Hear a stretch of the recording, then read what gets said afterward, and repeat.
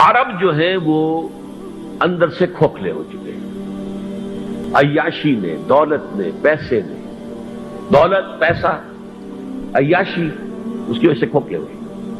یہاں میں آپ کو دو حدیثیں سنانا چاہتا ہوں۔ سنن ابن ماجہ کی روایت ہے حضرت ابو ہریرہ سے رضی اللہ تعالی عنہ، قال قال رسول اللہ صلی اللہ علیہ وسلم اذا وقعت الملاحم بعث اللہ بعثا من الموالی هم اکرم العرب فرسا واجودہ سلاحا یوید اللہ بہم الدین، رواہ ابن ماجہ عن ابی ہریرہ رضی اللہ تعالی عنہ۔ جب ملاحم کا دور شروع ہوگا تو اللہ تعالیٰ اٹھائے گا ایک لشکر یا لشکروں پر لشکر موالی میں سے۔ موالی کون ہے؟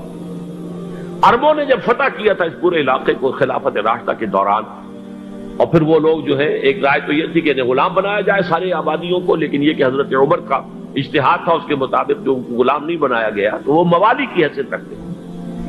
عربوں میں دم نہیں ہے، موالی میں سے لشکر اٹھیں گے کہ جو در حقیقت حضرت مہدی کی حکومت کو قائم کرے گی۔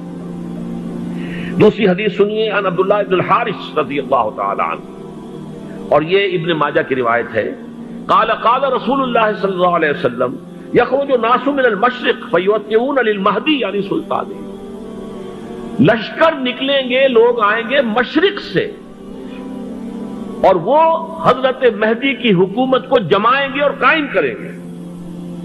اب ذرا نوٹ کیجئے کہ جزیرہ نما عرب کے مشرق میں کون سے ملک ہیں؟ تین: ایران، افغانستان، پاکستان۔ یہ تین سالڈ مسلم ممالک، مسلم آبادی اکثریت۔ ویسے تو یہ کہ آگے ہندوستان میں 20 کروڑ مسلمان ہیں، لیکن وہ 20 کروڑ جو ہے وہ تو 80 کروڑ کے اندر تحلیل ہو جاتے ہیں غیر مسلموں میں، لیکن یہاں جو معاملہ ہے یہ خالص اکثریت کے اوپر۔ ان میں سے ایران کا معاملہ جہاں تک ہے، نمبر 1 یہ کہ وہ شیعہ عقائد کے حصار میں بند ہے، اس سے ادھر ادھر ہونا اس کے لیے ممکن نہیں۔ حدیث میں یہ بھی آتا کہ اصفہان سے 70,000 یہودی دجال کا ساتھ دیں گے، لیکن بہرحال خراسان ایک صوبہ ہے افغانستان کا اس وقت بھی شمال مشرقی کونے میں، مجھے امید ہے وہاں سے خیر کی، کیونکہ خراسان کا لفظ وہاں پہ شامل ہے، اور حضور کی حدیث میں بعد میں آپ کو سناؤں گا کہ خراسان سے فوجیں چلیں گی جو یروشلم کو دوبارہ حاصل کریں گی، فتح کریں گی۔ جیسے پہلے یروشلم کھویا عربوں نے تھا، دوبارہ حاصل کیا تھا کرد نے، کرد خون صلاح الدین ایوبی رحمت اللہ علیہ، ایسے اب پھر عربوں نے کھویا ہے، لیکن لینے والے خراسان سے لشکر آئیں گے۔ یخرج من خراسان رایات سود لا یردها شیء حتی تنصب بیلیا، خراسان کے علاقے سے کالے علم لے کر لشکر چلیں گے جن کے رخ کو کوئی موڑ نہیں سکے گا جب تک کہ وہ جا کر یروشلم میں نصب نہ ہو جائے۔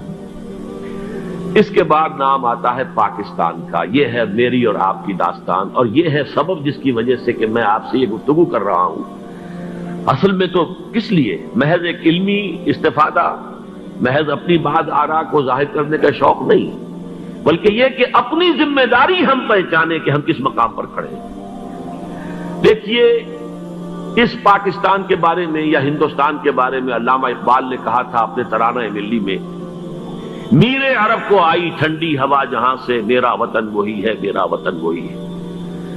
اور مجھے بتایا گیا کہ سنن ابی داؤد میں یہ روایت موجود ہے کہ حضور نے فرمایا کہ ہندوستان کی طرف سے مجھے ٹھنڈی ہوا آتی ہے، اگرچہ مجھے وہ حدیث ابھی نہیں ملی ہے، لیکن حزب التحریر کا ایک کارڈ مجھے ملا تھا، تو اس میں اس حدیث کا اور اس میں ابن داؤد ابو داؤد کی روایت کا حوالہ موجود تھا۔ لیکن میں جو چیز آپ کو بتا چکا ہوں وہ یہ کہ الف ثانی کا پورا تجدیدی کارنامہ اس ہندوستان کی سرزمین میں ہوا۔ مجدد الف ثانی شیخ احمد سرندی، شاہ ولی اللہ دہلوی، سید احمد بریلوی، وہ تو ہمارے پاکستان میں آ کر جو ہے ان کا خون جذب ہوا ارض پاکستان میں۔ پھر شیخ الہند مولانا محمود حسن۔ تحریک خلافت چلی تو صرف ہندوستان میں چلی اور کہیں نہیں چلی۔ آزادی کی تحریک چلی پوری دنیا میں، وہ نیشنلزم کی بنیاد پر چلی، ملے نیشنلزم، عرب نیشنلزم، ٹرک نیشنلزم۔ ہمارے ہاں چلی تو اسلام کے نام پر، پاکستان کا مطلب کیا؟ لا الہ الا اللہ۔ پھر پاکستان قائم ہوا معجزے کے طور پر، بلکہ نازل ہوا ہے لیلۃ القدر میں، انا انزلناہ فی لیلۃ القدر، جیسے قرآن نازل ہوا لیلۃ القدر میں، یہ پاکستان بھی نازل ہوا لیلۃ القدر میں۔ اس کا برقرار رہنا ابھی تک معجزہ ہے۔ ہندو یہ سمجھتا تھا، کانگریس سمجھتے تھے کہ جھٹپٹ ختم ہو جائے گا۔ پھر یہ کہ اس کا قرارداد مقاصد کا پاس ہو جانا، مزید بھی اور اضافی دفعات دستور میں آ جانا، اب کمرشل انٹرسٹ کو ربا قرار دے کر حرام قرار دینا، یہ سارے لینڈ مارکس ہیں کہ جو اشارہ کر رہے ہیں کسی چیز کی طرف، معاملہ کدھر جا رہا ہے۔ پھر یہ کہ یہ جو 14ویں صدی کے مجدد تھے شیخ الہند، اس کے بعد سے کچھ ایسی شخصیتیں عظیم پیدا ہوئی ہیں ہند میں، جن کو میں سمجھتا ہوں کہ 14ویں صدی کے مجدد اور 15ویں صدی کے مجدد کے درمیان یہ 15ویں صدی کے مجدد کی راہ کو سیدھا کرنے والے، جیسے کہ حضرت یحییٰ نے کہا تھا میں تو آنے والے کا راستہ سیدھا کر رہا ہوں حضرت عیسیٰ کے لیے، ایسے ہی 15ویں صدی کے لیے امام مہدی کے لیے راستہ صاف کرنے والے سب سے پہلے علامہ اقبال، جنہوں نے اسلام کا تصور دین کی حیثیت سے دوبارہ زندہ کیا ہے، ورنہ اسلام ایک مذہب کی شکل اختیار کر چکا تھا۔ پھر مولانا مودودی، مولانا ابوالکلام آزاد حکومت الہیہ کے نعرے کے ساتھ میدان میں آئے۔ یہ اقبال نے جو تصور پیش کیا تھا اس پر عملی جد و جہد کے لیے حزب اللہ قائم ہوئی۔ نوٹ کر لیجئے 11 برس کا فرق ہے عمر کا علامہ اقبال کے اور ابوالکلام کے، اور 1913 میں جب حزب اللہ قائم کی ہے اس وقت علامہ اقبال کی ملی شاعری اپنے عروج کو پہنچ چکی تھی۔ پھر یہ کہ علامہ اقبال کے بعد تعبیل جو ہے اس کام کی وہ ابوالکلام نے کی، لیکن روایتی علماء کی شدید مخالفت کی وجہ سے وہ بددل ہو کر چھوڑ گئے، کانگریس میں شامل ہو گئے، بساط جو ہے حزب اللہ کی انہوں نے لپیٹ دی۔ پھر مولانا مودودی آئے، انہوں نے وہ ڈور جو ہے اس کا سرا تھاما، جماعت اسلامی قائم کی حکومت الہیہ ہی کے قیام کے لیے۔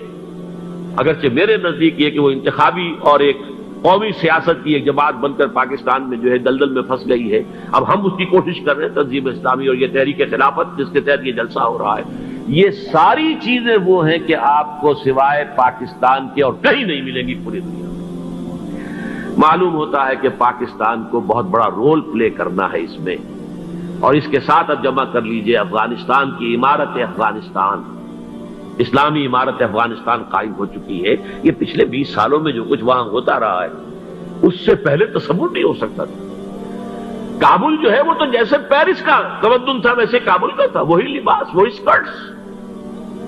یہاں جب آئے تھے شاہ ساحل ظاہر شاہ سرکاری دورے پر تو ان کی جو ملکہ صاحبہ تھی ان کے ساتھ وہ سکرٹ میں ملبوس تھی۔ کابل جو ہے وہ بالکل ایک پیرس کی طرح کا شہر تھا۔ آج کابل جو ہے جا کر دیکھیے، علامہ اقبال کے فرزند بھی دیکھ کر آئے ہیں، تو اگرچہ وہ خود میں سمجھتا ہوں کہ خاصے انہیں آپ لبرل کہیں، آزاد خیال کہیں، لیکن اس درجے متاثر ہو کر آئے تھے کہ انہوں نے یہ کہا افغانستان میں جو میں نے حالات دیکھے ہیں کہ اگر 2-4 اور مسلمان ملکوں کے اندر یہ نظام قائم ہو جائے تو پوری دنیا مسلمان ہو جائے گی۔ یہ سب کچھ کیسے ہو رہا ہے؟ یہ آنے والے دور کی جھلکیاں ہیں۔ Coming events are casting their shadows before. یہ سب بتا رہے ہیں کہ پاکستان افغانستان کو مل کر اس میں کوئی عظیم رول پلے کرنا ہے۔ اور اس کے ضمن میں اب میں علامہ اقبال کے بارے میں آخری بات کہہ رہا ہوں۔ علامہ اقبال کے بارے میں عام یہ خیال ہے، انہوں نے اپنے خطبات میں مہدی کا اور نزول مسیح کا، حالانکہ میں کل پڑھ رہا تھا مولانا سید احمد اکبر آبادی رحمۃ اللہ علیہ کا ایک مقالہ ان کا کہ علامہ اقبال نے ابن خلدون کے بارے میں یہ کہا ہے کہ مہدی کا اور نزول عیسیٰ کا دونوں کا انہوں نے انکار کیا ہے، حالانکہ ابن خلدون نے نزول عیسیٰ کا انکار نہیں کیا، صرف مہدی کا انکار کیا ہے۔ بہرحال علامہ اقبال نے خطبات میں انکار کیا ہے، لیکن یہ کہ اپنی شاعری کے اندر میں چیلنج کرتا ہوں کسی بڑے سے بڑے اقبال شناس کو، ان کا یہ شعر ذرا سنیے: خضر وقت از خلوت دشت حجاز آید بروں، کارواں زی وادی دور و دراز آید بروں۔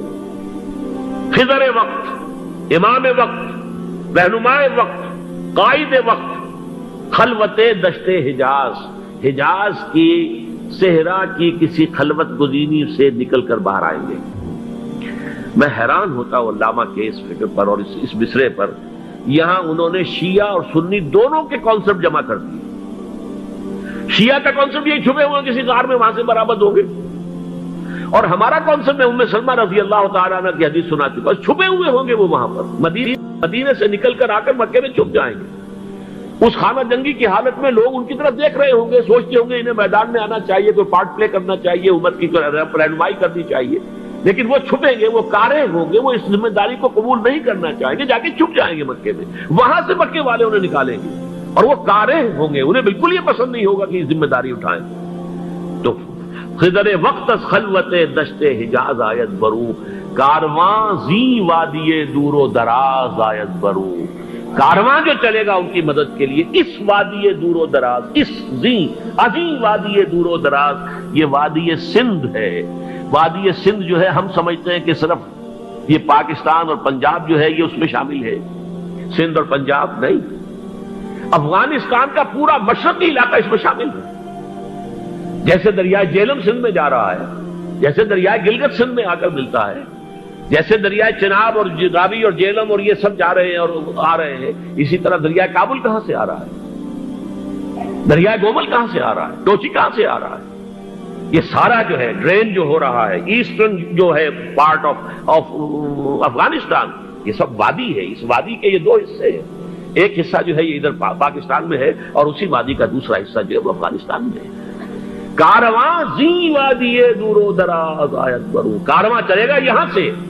یخرج ناس من المشرق یؤتون للمہدی یعنی سلطان ہی، مشرق سے فوجیں چلیں گی کہ جو مہدی کی حکومت قائم کریں گی. اور یخرج من خراسان رایات و سود، اور خراسان سے سیاہ پرچم چلیں گے کہ جن کا رخ کوئی موڑ نہیں سکے گا، حتیٰ تنصب بیلیا، یہاں تک کہ وہ جا کر یروشلم کے اندر نصب ہو جائے گی. حضرات، میں ایک میری گفتگو کا حصہ باقی تھا لیکن میں اسے چھوڑ رہا ہوں، اس لیے کہ گلوبلائزیشن جو اس کی ہوگی، جو خلافت علی منہاج النبوہ کی تجرید کامل حضرت مہدی کے ہاتھوں عرب میں ہوگی، اس سے پہلے اس کے لیے محنت، کوشش، جد و جہد پاکستان اور افغانستان میں ہو چکی ہوگی جو اسے سپورٹ کرے گی اور وہاں جا کر حکومت قائم کرے گی. اس کے بعد گلوبلائزیشن کا جو مرحلہ اس کا ہے وہ حضرت مہدی کے ہاتھوں نہیں ہے، وہ حضرت عیسیٰ ابن مریم ان کے نزول کے بعد ہے، جن کے نزول کے بعد دجال کا خاتمہ ہوگا اور یہودیوں کا استحصال ہوگا. مسلمانوں پر بھی بڑی تکالیف عربوں پر آئیں گی، شدائد آئیں گے، لیکن یہ وہ میں حصہ جو اپنی گفتگو کا آج چھوڑ رہا ہوں اس لیے کہ میں دیکھ رہا ہوں کہ بعض حضرات کا صبر کا پیمانہ اب لبریز ہو رہا ہے، تو میں اس حصے کو پھر ملتوی رکھتا ہوں کسی دوسری محفل اور کسی دوسری مجلس اور نشست پر. لیکن یہ کہ امام مہدی کی حکومت قائم کرنے کے لیے کون لوگ آئیں گے،